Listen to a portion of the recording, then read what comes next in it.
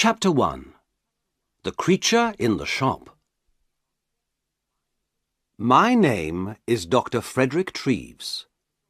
I am a doctor at the London hospital. One day, in 1884, I saw a picture in the window of a shop near the hospital. I stopped in front of the shop and looked at the picture. At first, I felt interested. Then I felt angry. Then afraid. It was a horrible, ugly picture. There was a man in the picture, but he did not look like you and me. He did not look like a man. He looked like an elephant. I read the writing under the picture. It said, "Come in and see the Elephant Man, 2 pence." I opened the door and went in. There was a man in the shop. He was a dirty man in an old coat with a cigarette in his mouth. "What do you want?" he asked. "I'd like to see the Elephant Man, please," I said. The man looked at me angrily. "Well, you can't," he said. "The shop's closing now. You can come back tomorrow." "I'm sorry," I said, "but I would like to see him now. I have no time tomorrow. I have a lot of work to do. But I can give you more than 2 pence. The man looked at me carefully. Then he took the cigarette out of his mouth and smiled with his yellow teeth. "All right, sir," he said. "Give me 12 pence then." I gave him the money, and he opened a door at the back of the shop. We went into a little room. The room was cold and dark, and there was a horrible smell in it. A creature sat on a chair behind a table. I say a creature, because it was not a man or a woman, like you or me. The creature did not move or look at us.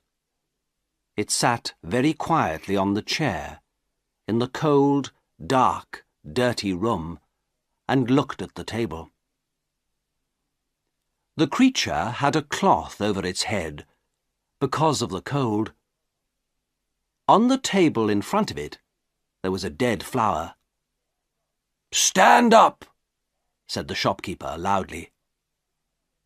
The creature stood up slowly. It took the old cloth off its head and put it on the chair. I looked at the creature and felt sad.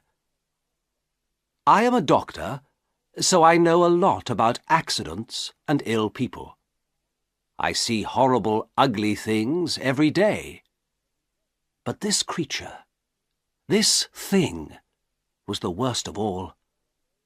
There were no men or women in the hospital like him. He wore some old trousers, but no shirt, coat, or shoes, so I could see his body very well. His head was the most interesting thing. It was very, very big, like an enormous bag with a lot of books in it. The head did not have much hair, and there was another bag of brown, dirty skin at the back of it. This skin came down below his neck. I could not see one of his eyes very well, because a lot of skin came down in front of his face, too. An enormous red tooth came out of his mouth, under his nose. It looked like an elephant's tooth. The mouth and nose were like holes in the face.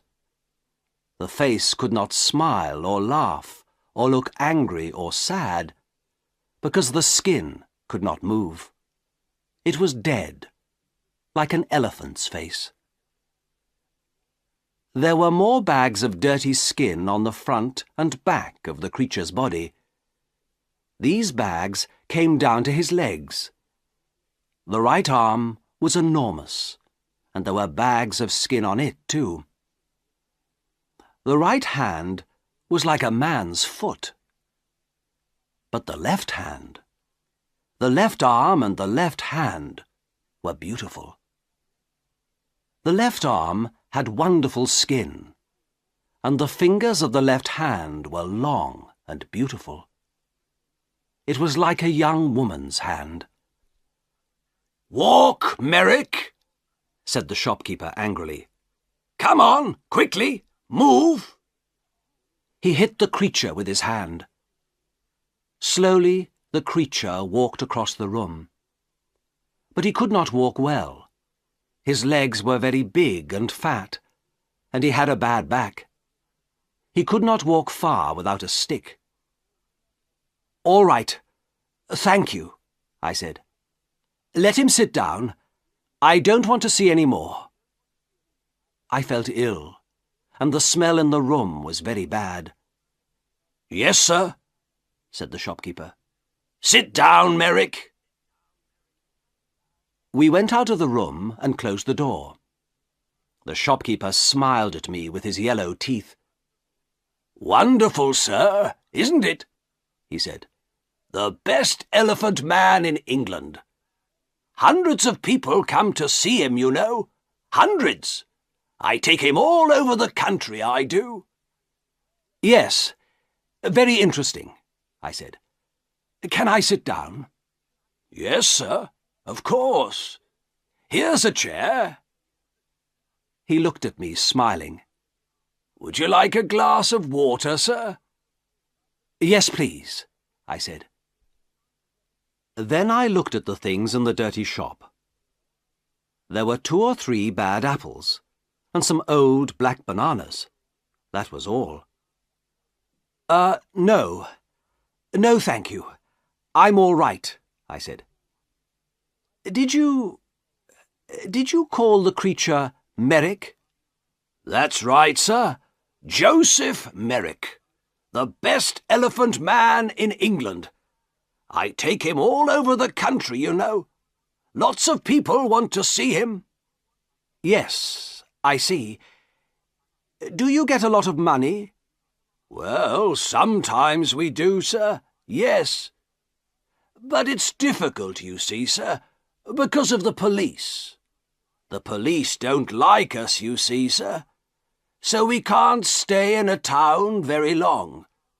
We usually move every week." "Yes, I see. Well, anyway, Mr. Silcock, sir. Simon Silcock." Yes, well, Mr. Silcock, I'm a doctor at the London hospital. My name is Dr. Treves. I think this man, Joseph Merrick, is very interesting, and I would like to see him at the hospital. I want to look at him more carefully, you see." "Yes, sir. I see. But how can he get to the hospital? It's going to be difficult." "Why, man? The hospital's not far from here." "Well, yes, sir. I know. But you see, Merrick can't walk very well. He needs help." "You can come with him. Do you want more money? Is that it?" "Well, yes, sir, I do. But you see, people are afraid of him, too. In the road, little boys always run after him and hit him. Then the police get angry, because people are afraid. Sometimes they take us to prison." "I see," I said. "Well, how can he come to the hospital, then?"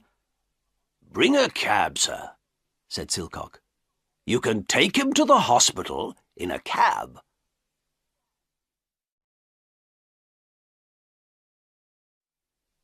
Chapter 2. The Card. So next day, at 7 o'clock, I came to the shop in a cab. There were not very many people in the road, because it was early in the morning.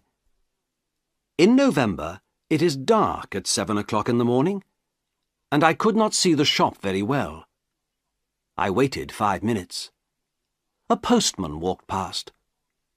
Then the door of the shop opened, and the creature, Merrick, came out. I could not see his face or his body. He had an enormous black hat on his head, like a big box. A grey cloth came down from the hat in front of his face. There was a hole in the cloth in front of his eyes. He could see out of the hole, but I could not see in. He wore a long black coat, too. The coat began at his neck and ended at his feet, so I could not see his arms, his body, or his legs. On his feet he wore big shoes like old bags. He had a stick in his left hand, and he walked very slowly. I opened the door of the cab and got out. "Good morning, Mr. Merrick," I said. "Can you get in?" "Help my upper steps," he said. "I'm sorry," I said. "I don't understand." For a minute, he stood by the door of the cab and said nothing. Then he hit the cab with his stick. "Steps," he said loudly. "Help me up the steps." Then I understood. There were 3 steps up into the cab, and he could not get up them. "Yes, I see. I'm sorry," I said. "Let me help you." I took his left hand and began to help him. My right hand was behind his back. I felt very strange. His left hand was like a young woman's, but his back, under the coat, was horrible. I could feel the bags of old skin on his back under the coat. He put one enormous foot on the first step, and then he stopped. After a minute, he moved his second foot slowly. Then he stopped and waited again. "Hello, sir. Can I help you?" I looked behind me. It was the postman, and behind him I could see 3 young boys. One of the boys laughed. The postman smiled. "Is the gentleman ill?" he asked. I thought quickly. "Yes, but this is a lady, not a gentleman. I'm a doctor, and she's ill. Take her hand so I can help her better." The postman took Merrick's left hand, and I helped him with 2 hands from behind. Slowly, very slowly, Merrick went up the steps and into the cab. One boy was very near the cab. He called to his friends. "Come and see this, boys!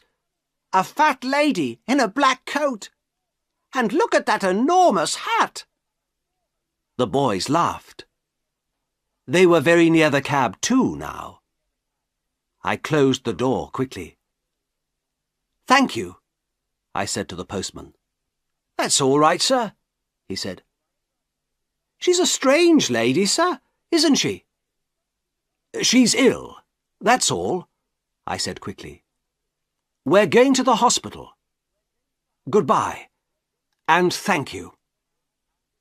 The cab drove down the road to the hospital. I looked at Merrick. "That was difficult, wasn't it?" I said. At first he said nothing, but then he spoke. His voice was very strange, but I listened to him carefully, and I could understand him. "The steps were very difficult," he said. "But most things are difficult for me." "Yes," I said. "Nothing is easy for you, is it?" "No," he said. He was very quiet for a minute. Then he said, "Who are you, sir?" "Who am I? Oh, I'm sorry. My name is Dr. Treves. Here, this is my card. I gave him a card with my name on. Then I thought, that was no good. This man can't read.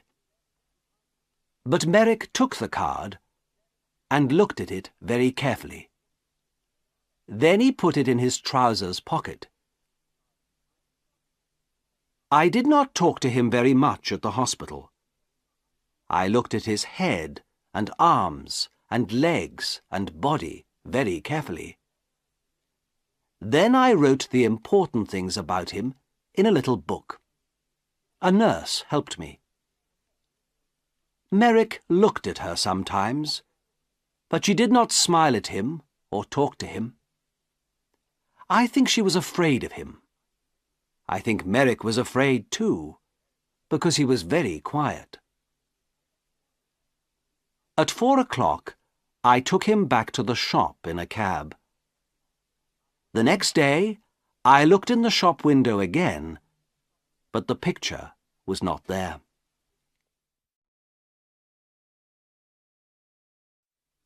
Chapter 3. A Letter to the Times.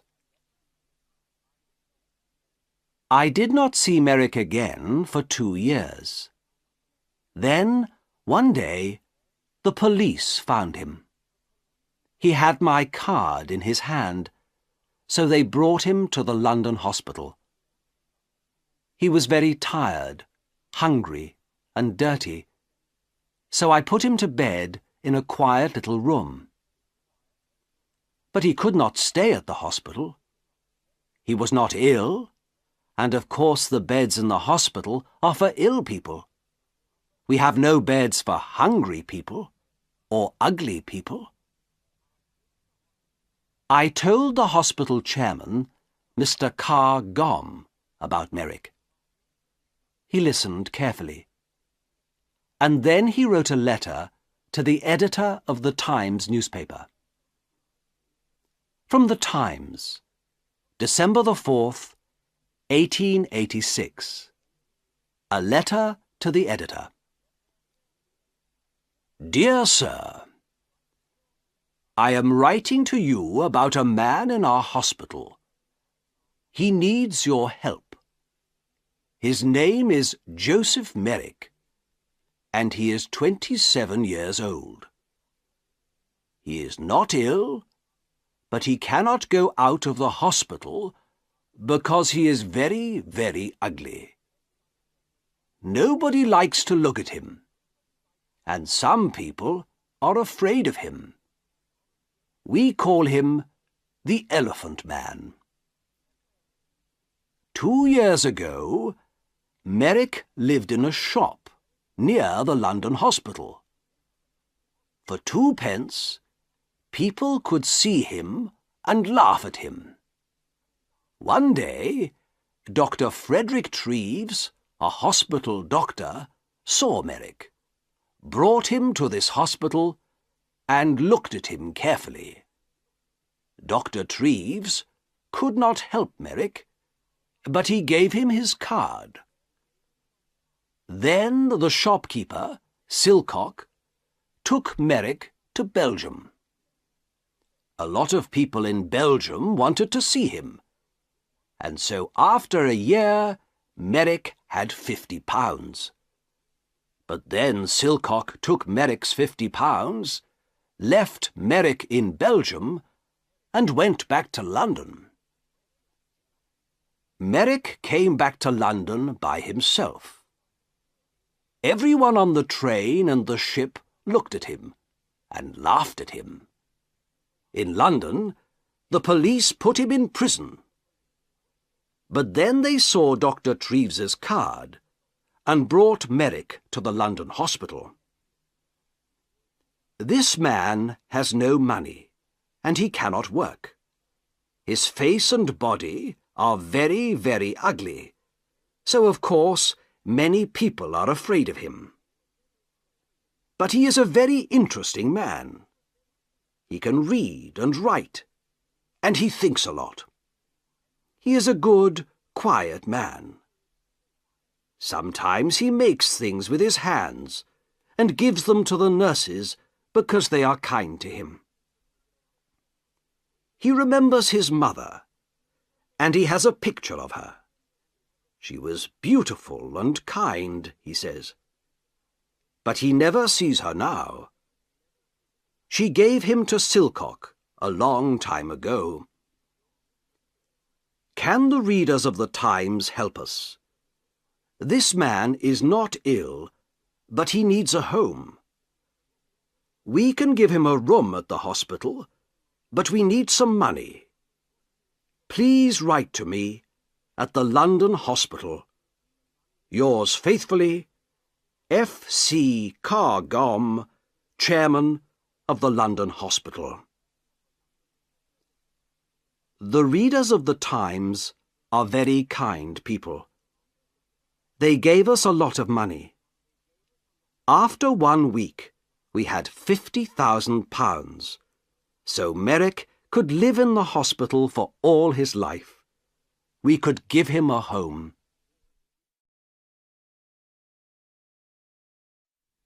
Chapter 4. Merrick's First Home.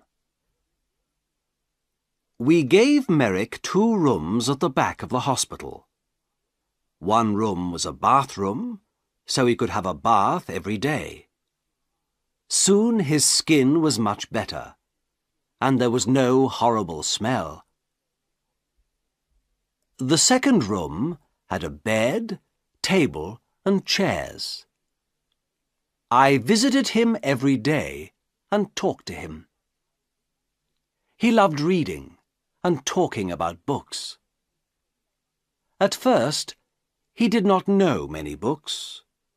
The Bible and 1 or 2 newspapers, that's all. But I gave him some books of love stories, and he liked them very much. He read them again and again, and talked about them often. For him, the men and women in these books were alive, like you and me. He was very happy. But sometimes it was difficult for him.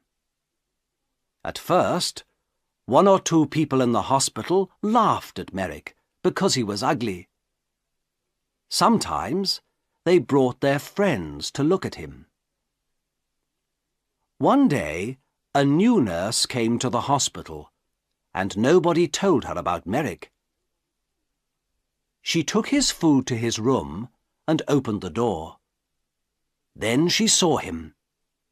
She screamed, dropped the food on the floor, and ran out of the room. I was very angry with the nurse and went to see Merrick. He was not happy about it, but he was not very angry. I think he felt sorry for the girl.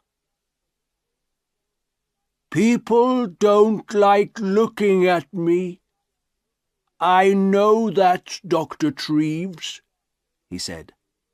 They usually laugh or scream. Well, I don't want nurses to laugh at you, Joseph, I said angrily.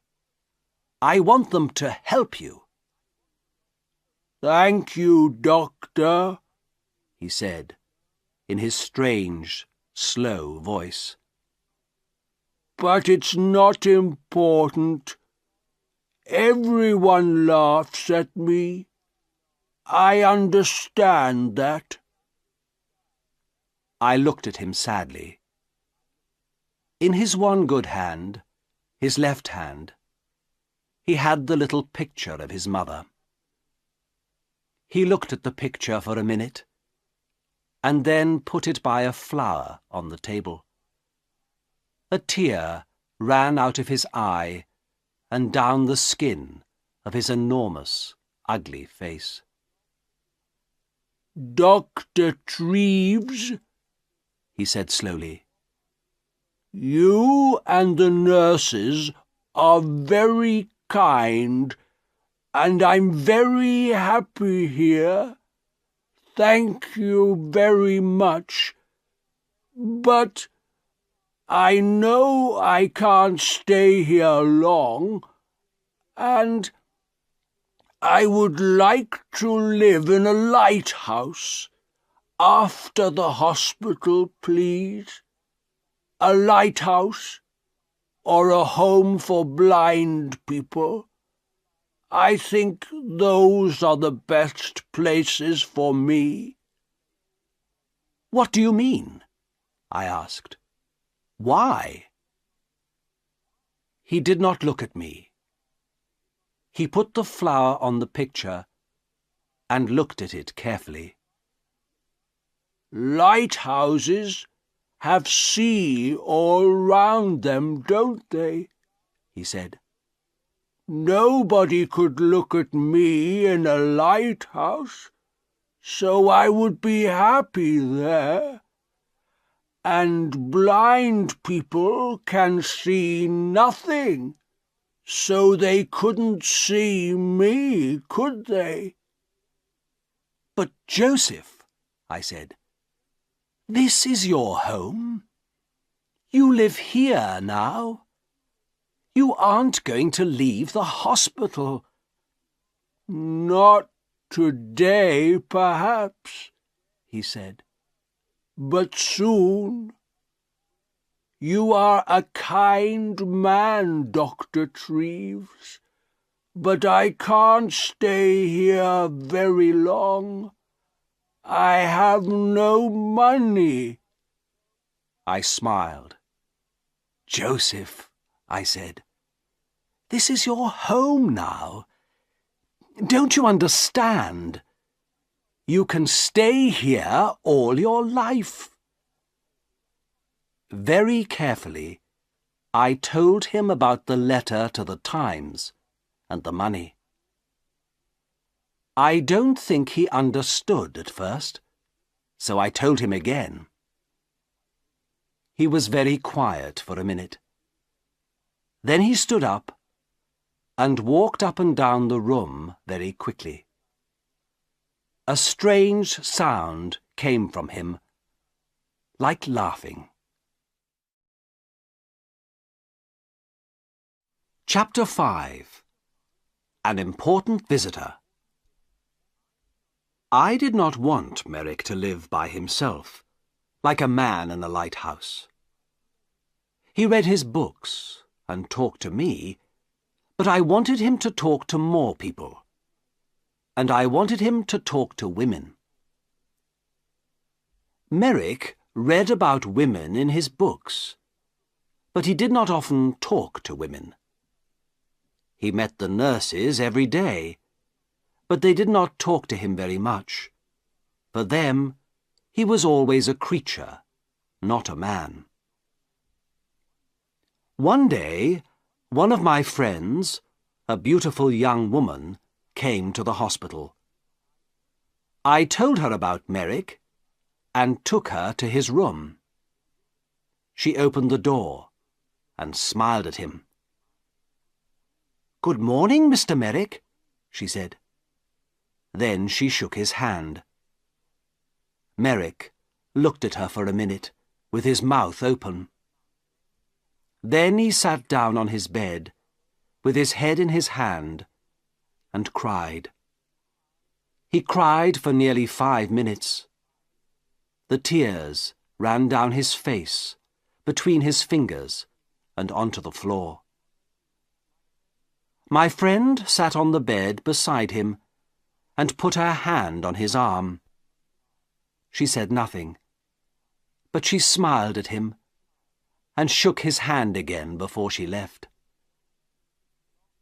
"Dr. Treves," he said to me that night, "that lady was wonderful.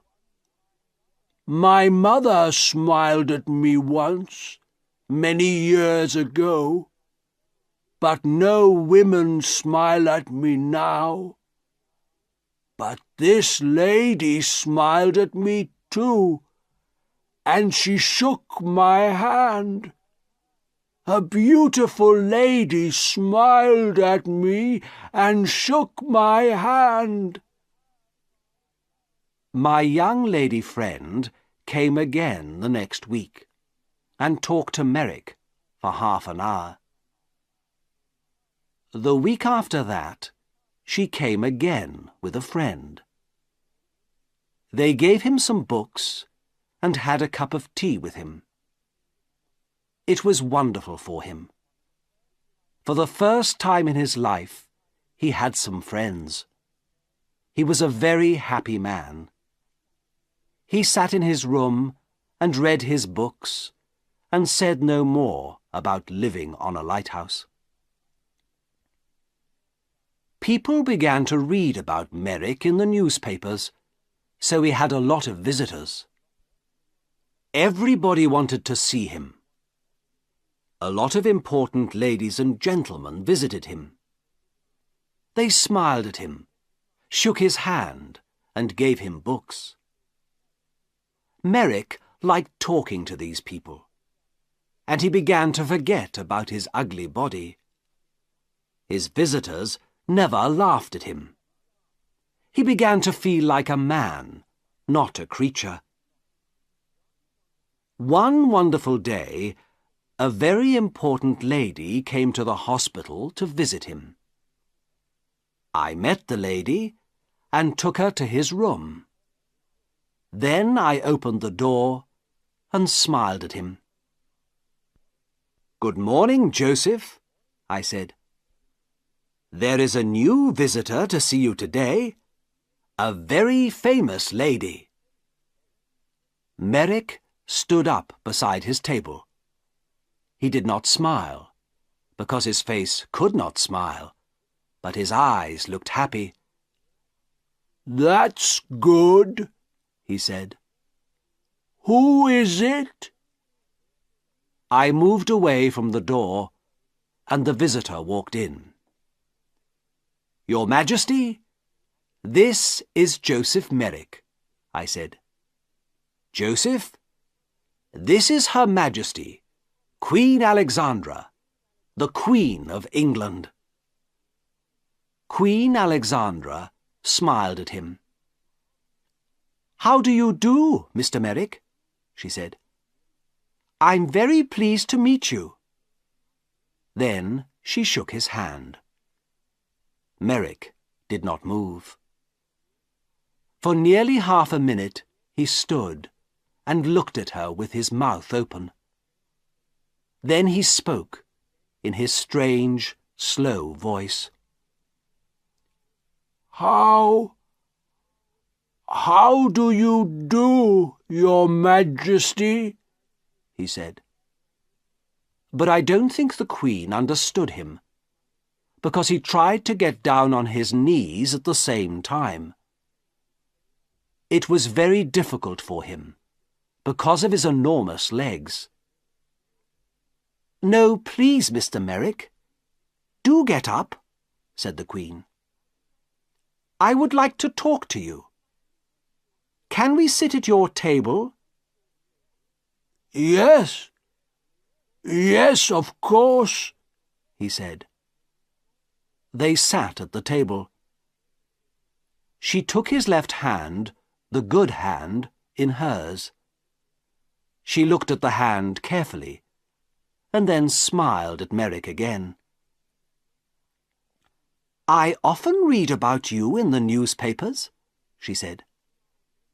"You are a very interesting man, Mr. Merrick. You have a very difficult life, but people say you're happy.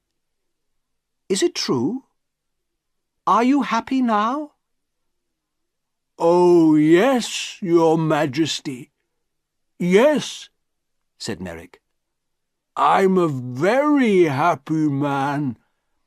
I have a home here now, and friends, and my books. I'm happy every hour of the day." "What a wonderful story," she said. "I'm very pleased to hear it. Now, tell me about your reading. I see you have a lot of books here." "Oh, yes, Your Majesty.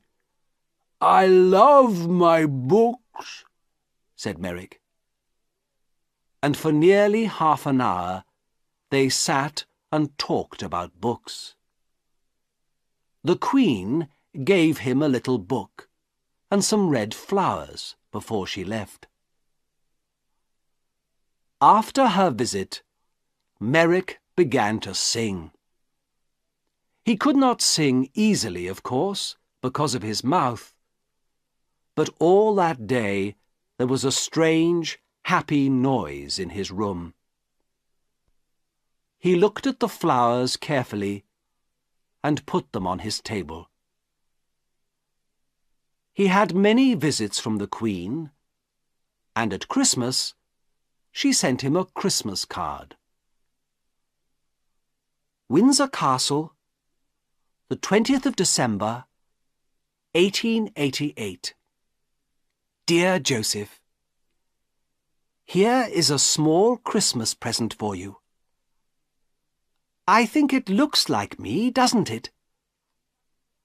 I do like visiting you very much, and I am going to come to the hospital again in the new year.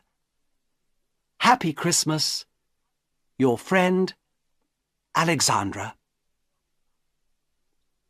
The present was a picture of Queen Alexandra with her name on it. Merrick cried over it and put it carefully by the bed in his room. Then he sat down and wrote a letter to the Queen. It was the first letter of his life. The London Hospital, 23rd of December, 1888. My dear Queen, thank you very, very much for your wonderful card and the beautiful picture. It is the best thing in my room, the very best, the most beautiful thing I have. This is the first Christmas in my life, and my first Christmas present. Perhaps I had a Christmas with my mother once, but I do not remember it. I have my mother's picture too, and she is beautiful, like you. But now I know many famous ladies and kind people, like Dr. Treves, and I am a very happy man. I am happy too, because I am going to see you in the new year. Happy Christmas to you, my dear friend.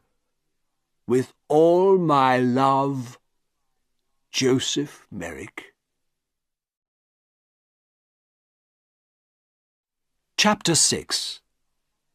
Outside the hospital.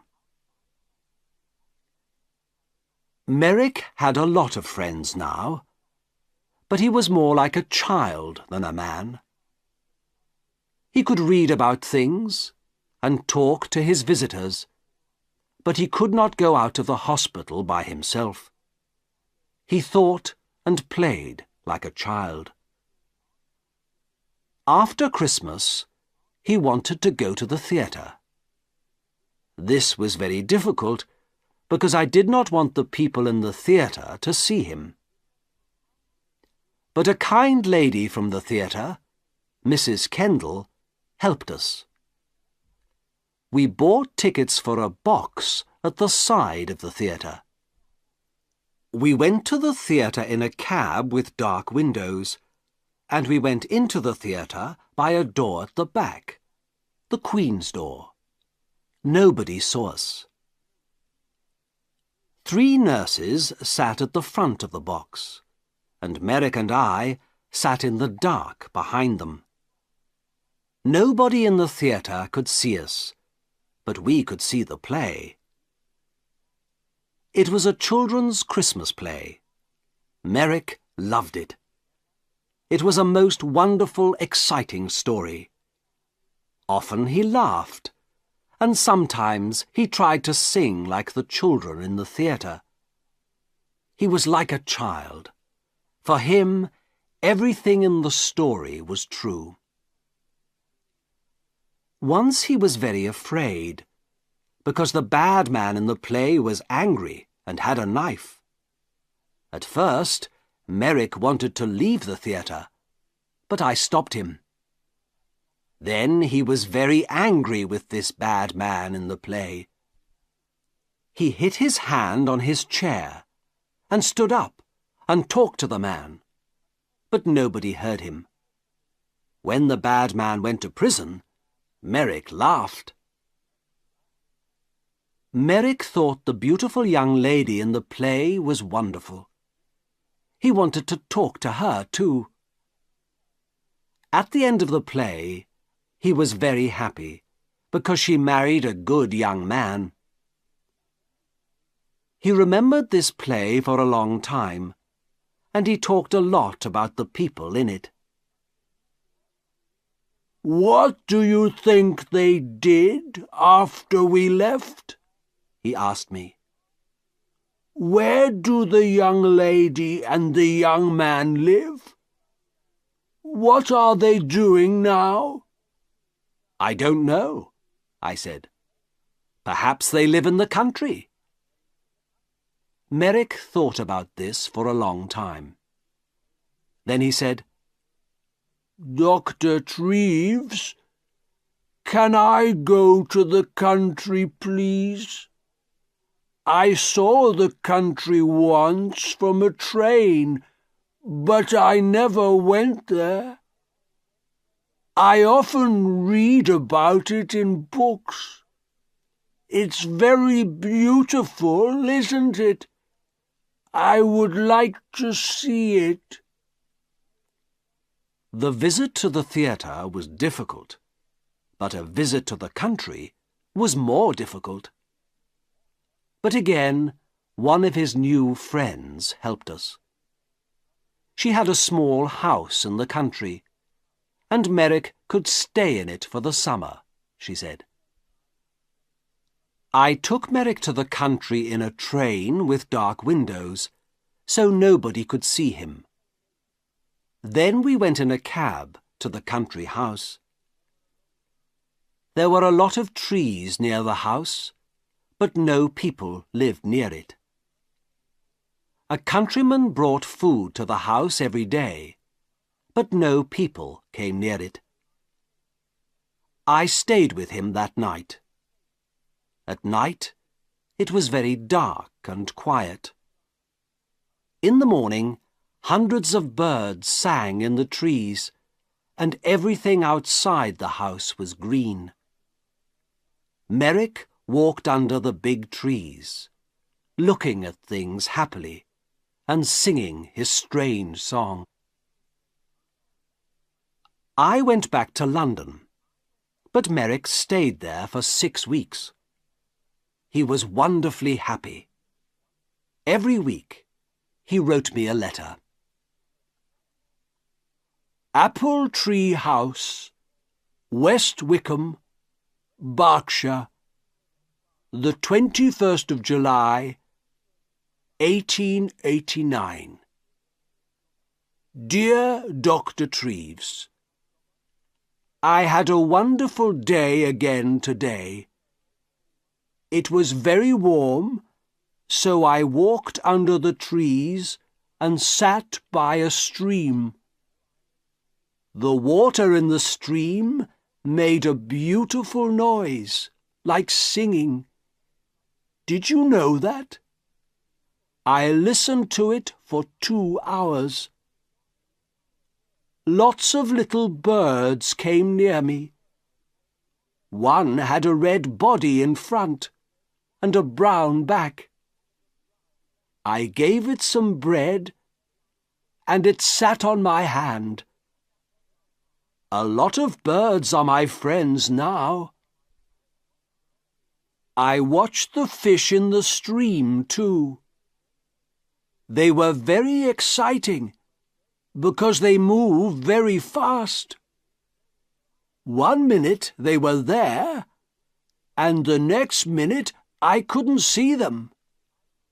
but I waited quietly, and they always came back.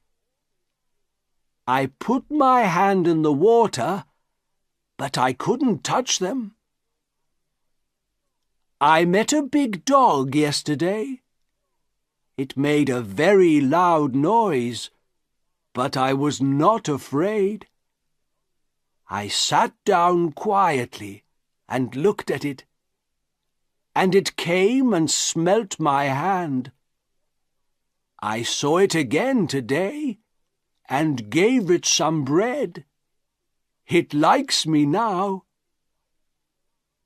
I am going to put some flowers from the country in this letter.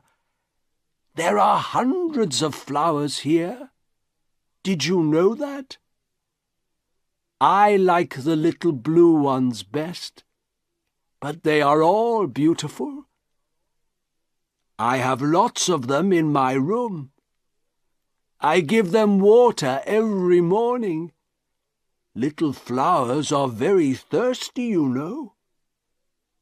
I am very happy here, Doctor, but I want to see you again soon, too. With love from your friend, Joseph Merrick. At the end of the summer, he came back to London. He was very well, and his skin looked much better. He talked about the country a lot, but he was happy to see his friends and his books again, too. Chapter 7. The Last Letter. 6 months later, in April 1890, I found him dead in bed. He was on his back in bed, so at first I thought he was asleep. I talked to him, but he did not move. Then I saw that the skin on his face was blue, so I knew he was dead. He did not usually sleep on his back. His enormous head was very heavy, so he usually sat up in bed, with his arms round his legs and his head on his knees. He could sleep well like this. But he wanted to sleep on his back like you and me. He tried to sleep on his back that night, but his heavy head came off the bed and he broke his neck. He died very quickly. Next day, the chairman of the London hospital, Mr. Carr Gomm, wrote to the editor of the Times again. The Times, April the 16th, 1890. Dear Sir, 3.5 years ago, I wrote to you about a man called Joseph Merrick. This man was called the Elephant Man, because he was born with a very ugly body. Merrick was not ill, but he could not work, and he had no money. The readers of the Times felt sorry for him, and they gave me a lot of money for Merrick. Because of this money, we could give Merrick a home in the London hospital. It was his first good home, and for 3.5 years he lived here happily. The doctors and nurses of the hospital helped him, and many important people visited him. He read many books. He went to the theatre, and in the summer he stayed in the country for 6 weeks. Because of your readers' money, we could give him a happy life. Last night, Joseph Merrick died quietly in his bed. He was a man with a very ugly body, but he was a good, kind man, and he had a lot of friends. We like to talk to him, and we are all very sorry because he is dead. A lot of people are going to remember him for a long time. There is some money left, so I am going to give it to the hospital. Thank you, sir, for your help. Yours faithfully, F. C. Cargom, Chairman of the London Hospital.